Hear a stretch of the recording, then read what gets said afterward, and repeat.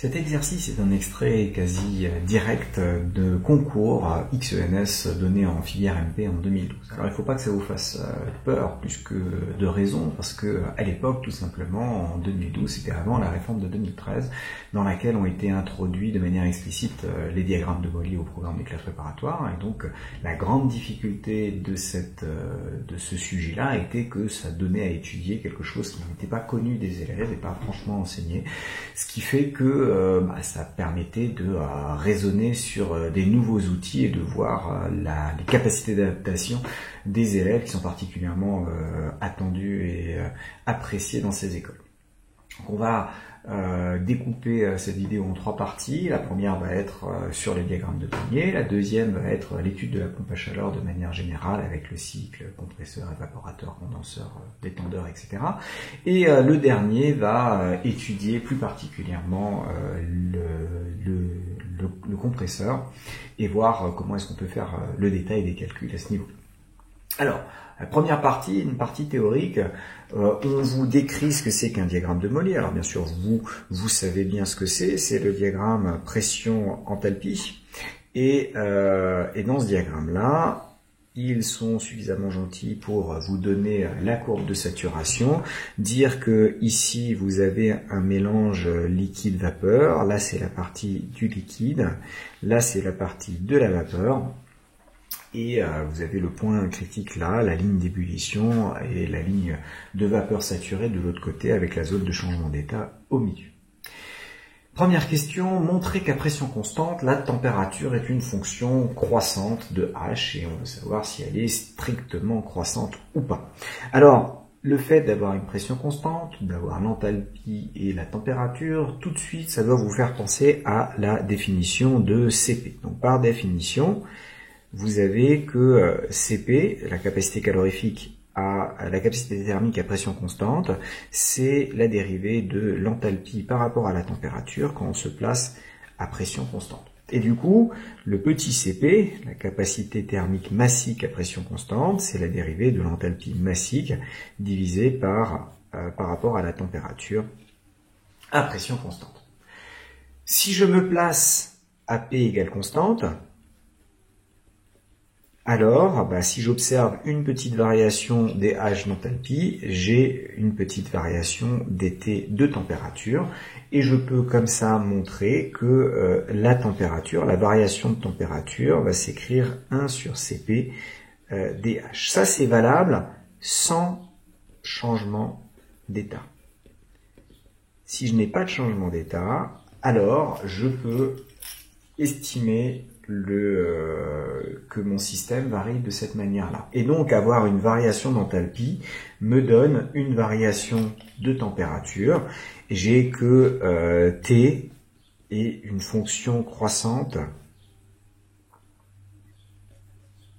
de H, puisque quand dH est positif, comme Cp est positif, ça me donne automatiquement que dt, la variation de température, est positive aussi. Mais lors des changements de température, lors d'un changement de température, lors d'un changement de phase, pardon, je dis n'importe quoi, lors d'un changement de phase à P égale constante, ça impose forcément que la température est constante, mais que H, lui, il change. Donc on ne peut pas dire que ce soit une fonction strictement croissante. Elle est croissante parce que dans les phases sans changement d'état, vous avez que la température augmente strictement avec H, mais lors des phases de changement d'état, H augmente tout seul sans qu'il y ait d'augmentation de température. Donc vous avez bien une fonction qui, avec la température qui augmente, qui reste constante quand H continue à augmenter, et puis qui réaugmente derrière quand H recommence à augmenter, et que vous êtes dans la partie de gaz. Donc là, pour répondre à cette première question, il fallait revenir à la définition du Cp et de se dire, voilà, je me place à pression constante et donc je peux relier les petites variations d'enthalpie et de température quand je me déplace le long de ce diagramme enthalpique. Donc dans le diagramme, si vous vous déplacez comme ça, vous avez la température qui augmente, qui là devient de plus en plus importante, là elle est constante et puis là elle redevient de nouveau de plus en plus importante. On va tracer les isothermes et vérifier qu'effectivement on observe ça.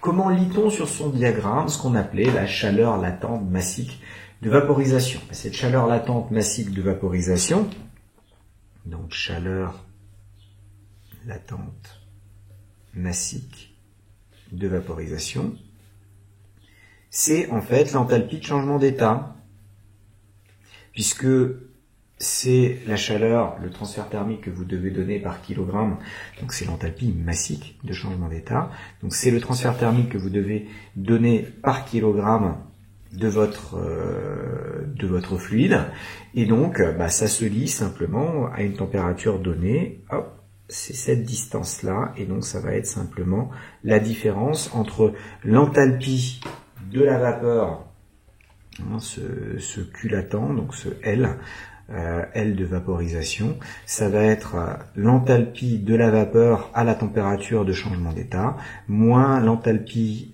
du liquide à cette même température de changement d'état, et ça se lit directement comme étant cette différence de distance, et donc là, vous pouvez obtenir votre L de vaporisation pour la température qui correspond à cette pression et donc à ce changement, cette température de changement d'état. Alors on s'intéresse maintenant aux isothermes dans ce diagramme de Molly. Alors, bien sûr, vous connaissez déjà ça, mais pour quelqu'un qui découvre ce truc-là, il faut faire un petit raisonnement pour obtenir les isothermes. Donc la question posée, c'est de se dire quelle est a priori l'allure dans la phase liquide supposée incompressible et indilatable. Donc dans le modèle incompressible et indilatable, on a que Cp H ne dépend que de la température, donc liquide incompressible indilatable, ça veut dire que H ne dépend que de la température, et si elle ne dépend que de la température, si T est constante, ça impose que H est constante, et si H est constante, dans ce diagramme-là, vous êtes sur une verticale, on suit une verticale. Donc vous avez une isotherme qui va être quelque chose de vertical, comme ça, dans la zone pour lequel vous allez avoir le liquide. Alors, de la même manière, si vous êtes un gaz modélisé par un gaz parfait, de la même manière, H ne dépend que de la température. Même cause, mêmes effets. Si ça ne dépend que de la température, si la température est constante, H est constant, et donc on suit une verticale aussi. Donc une isotherme dans un gaz parfait est censée se retrouver selon la verticale. Après, dans la zone de changement d'état, si vous restez à température constante, ça impose que la pression lors du changement d'état reste constante aussi. Dans le diagramme pression-température, il y a un seul point pour une température qui correspond à la pression pour qu'on puisse avoir un équilibre liquide-vapeur. Ce qui veut dire que vous avez des horizontales. Donc l'isotherme va être selon une horizontale, puisque les horizontales sont caractéristiques des isobars. Si la pression est constante, vous restez à la même pression, et donc sur ce diagramme-là, vous aurez un truc horizontal. Donc, 3 zones, liquide et vapeur, vous avez des isothermes qui sont verticales, et au niveau du mélange liquide-vapeur, vous devez avoir une isotherme qui va être horizontale.